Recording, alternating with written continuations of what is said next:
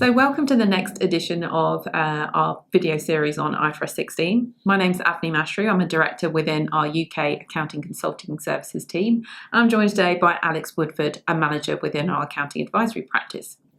So today we're going to talk about discount rates, which has been quite the topic of discussion.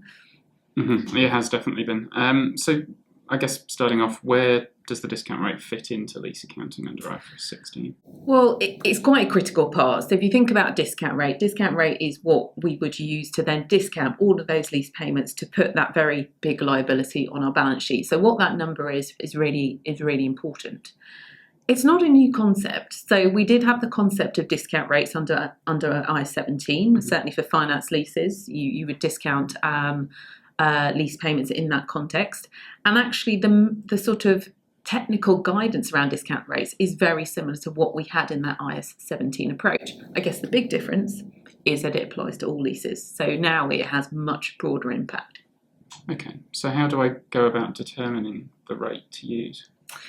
Well, the way that IFRS 16 and IFRS 17 today is structured is that it requires you to calculate, first of all, the implicit rate in the lease and use that as your discount rate. So that very much starts at that point. So what is that calculation? So the implicit rate in the lease is effectively the rate at which were the lease payments plus the unguaranteed residual exactly equals the fair value of the underlying asset plus the lessor's initial direct cost. So it's kind of like an internal rate of return concept.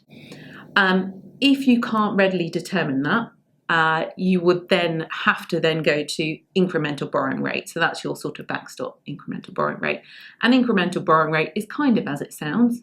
So it's the rate at which you'd have to go out and borrow to acquire the right of use asset for a similar period of time for your lease term, using similar security and in a similar economic environment.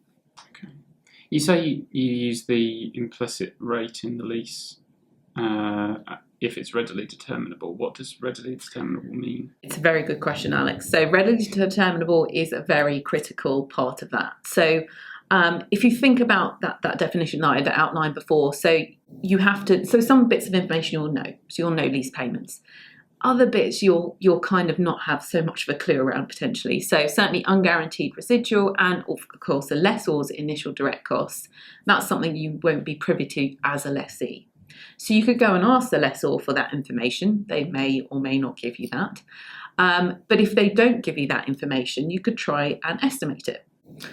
Now, the higher the degree of estimation and the higher the degree of judgment that you have to apply and the effort that you have to go to come up with that estimate, the higher the level of estimation uncertainty. And therefore, the less like it is you can assert that it's readily determinable. So in other words, the harder you have to work to get this information, the less likely it will be considered to be readily determinable, and therefore you'd go into incremental borrowing rate. So would you see whether you use the implicit rate or the incremental borrowing rate? Would you see that varying depending on the type of asset you're leasing? I think so. You generally have two buckets of assets, property and equipment at the least.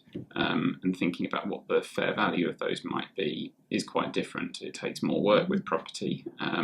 With property in particular, coming up with what the residual value is in the future is difficult, as there's a lot more uncertainty around that number.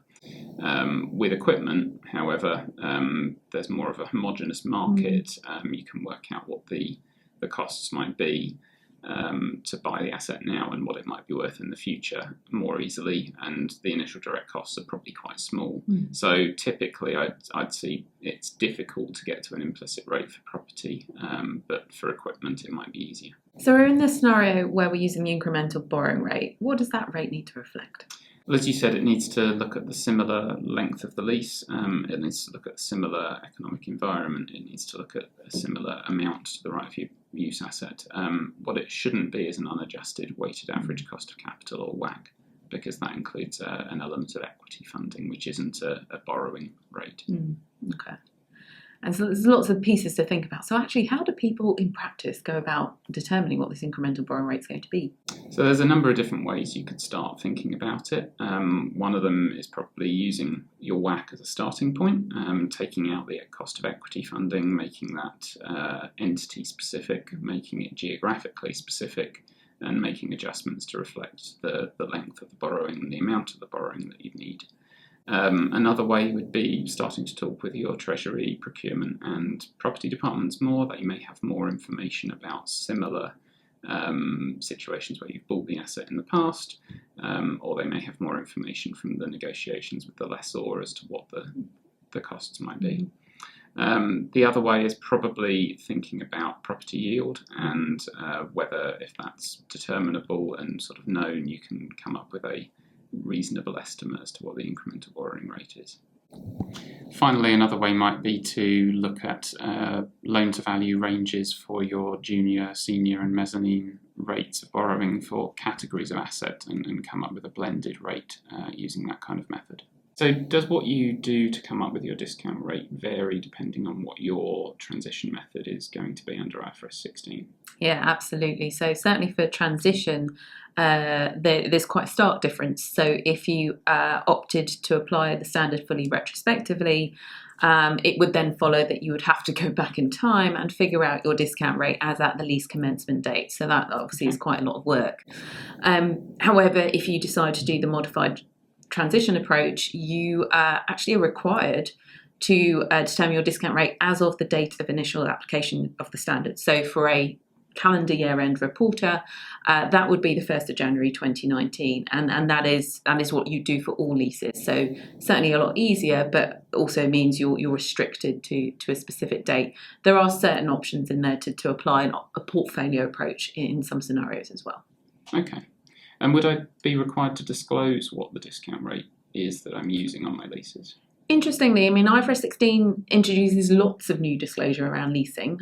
One of those, however, is not a requirement to explicitly disclose the discount rate that's used. However, as we've sort of talked about today, there's lots of judgment and estimations, certainly if you are going down the route of using an incremental borrowing rate.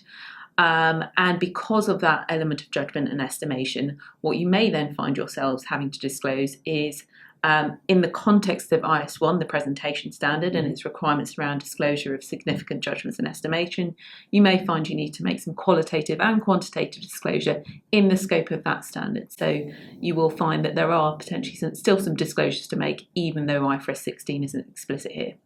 So we've talked about lots of things, and certainly, again, lots of food for thought, but where can people go for more guidance in this area? We've recently published a practical guide on how to come up with your incremental borrowing rate or your implicit rate in the lease, which is available on PwC Inform. Excellent. Well, thank you everyone for joining us today, and hopefully you'll be able to join us next time for our IFRS 16 video series.